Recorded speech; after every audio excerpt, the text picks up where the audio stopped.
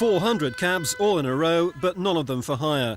The drivers gave up 2 hours business in a row over 50 pence. They were only a tiny fraction of the 13,500 licensed cabs in London, but enough to cause congestion. En route, drivers called in at 11 different airlines, asking for their support in the campaign to lift the airport levy. They've already made their point by boycotting the taxi feeder park since the charge was brought in last November. Incoming passengers at Heathrow have had to make do with tube or bus or phone for a minicab.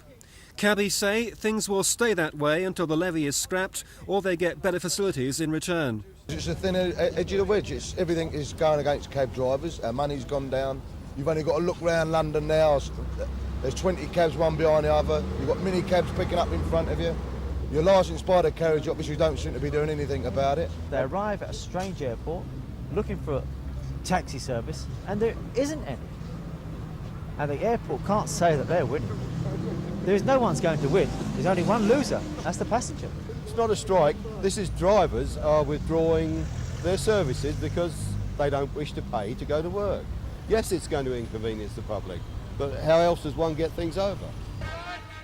The British Airports Authority say the levy is needed to offset the £600,000 a year it costs them to run the feeder park.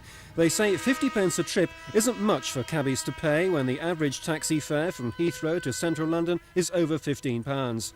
As for the Department of Transport, they seem unlikely to intervene. They see it as a matter between the BAA and the taxi drivers.